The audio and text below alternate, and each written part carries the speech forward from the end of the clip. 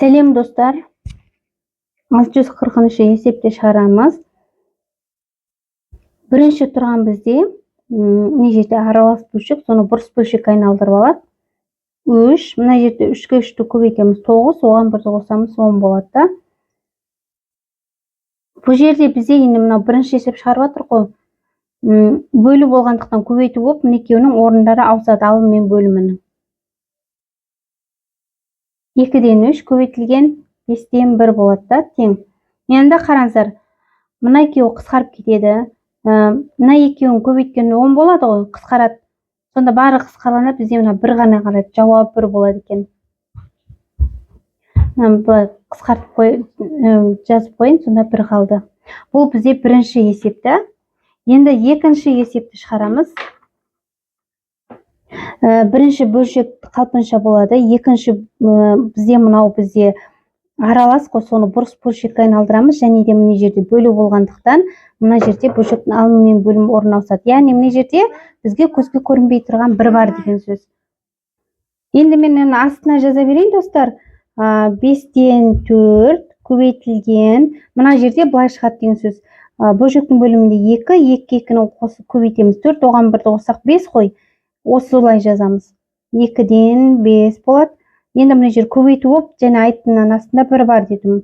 Сол 1 бөлшектің алымына түседі, 6 бөліміне түседі. Енді қысқарсақ болады. Енді қысқартамыз. Мына жерде 5 пен 5 қысқарып кетеді. Мына жерде 6 бізде 2 көбейту 3-ке тең ғой. Мына 2 мен мына 2, мына 4 пен қысқарып кетеді. 2-ні 2-ге көбейсек 4 екені белгілі. Сонда 3 пен 1 ғана қалды. Есептің жауабы 3-тен 1 болады да. Яғни мына 2 қысқарды, мынау қысқарды, мынада 3 қалды. Бұл бізде достар екінші есеп. Есептің жауабы 3-тен 1 болады екен. Бірінші бөлшегіміз қалпынша болады. Яғни аралас бөлшекті біз не істейміз? Бұрыс бөлшекке айналдырамыз. 5, 3, 5, 15, оған 1-ді қосамыз 16. Көбейтілген 8-ден 5. Мына жердегі бөлу болғандықтан көбейту болып, екеуінің орындарын ауыстырып жібереміз. Көбейту болып кетеді, 7 бөлінген 2 болады. Енді қысқартамыз. Мына екеуінің көбейтін 8, 16 ғой. Мына 16 мен қысқарып кетеді. Мына 5 пен 5 қысқара, сонда бізде 7 ғана қалады екен. Есептің жауабы 7 болады. Яғни мынаны былай үстіне сызып қойын. Мына 7 қалды. Бұл бізде достар үшінші есеп еді, я. Келесі төртінші есепті шығарамыз. Қараңыздар, мынау бірінші бөлшек болып табылады. 26-ның астында бізге көзге көрінбей тұрған 1 бар деген сөз. Сондықтан былай 1-ден жаза берейін. 26 көбейтілген болады да. Мынау бізде не ғой? Аралас бөлшек қой, оны бұрыс бөлшекке айналдырғанда 4, 3, 4, 12, оған 1-ді қоссақ 13 қой. Енді екеуінің орнын ауыстырып жаза саламын. Яғни 4-ті бөлшектің алымына 13-ті бөлшектің бөліміне жазам. Көбейтілген 16-дан 1 тең. Мынау яғни 26-ның астында 1 бар деген сөз да. Сонда былай қысқартуға болады. 26 мен 13-ті қысқарсақ, мына жерде 2 қалады да. Осы 2-ні мына жердегі 16 мен тағы қысқартып жіберуге болады. Яғни 2, 8, 16, мына жерде 8 қалады да. Осы 8-ді тағы да 4-ке қысқартып жіберсек, мына жерде 2 қалады. Сонда 2-ден 1 болады екен жауабы. 2-ден 1. Мынаны үстіне сызып қояйын.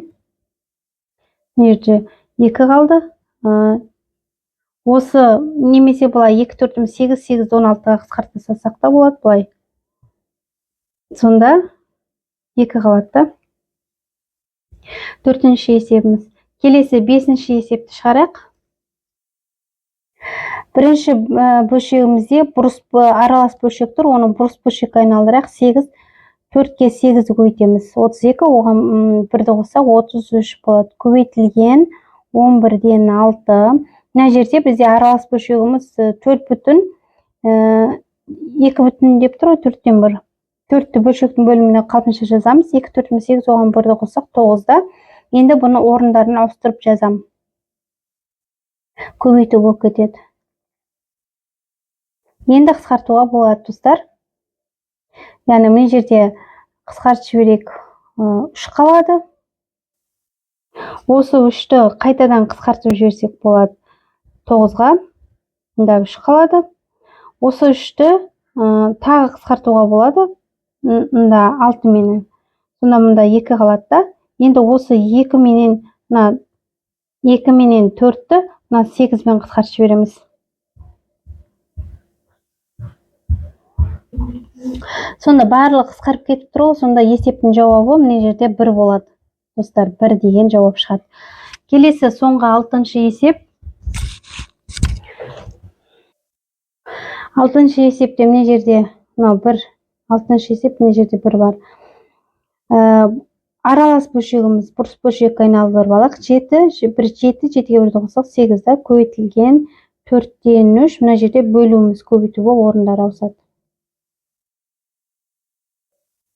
Енді қысқартамыз.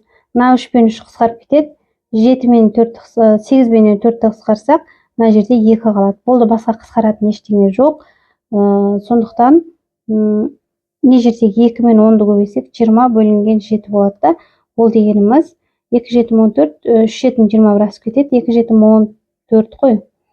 2,7-ден 14-ке енді 6-ны қоссақ 20 болады да. Осымен достар, 640-шы есеп аяқтадық. Соңына дейін көргендеріңізге рахмет, сау болыңыздар.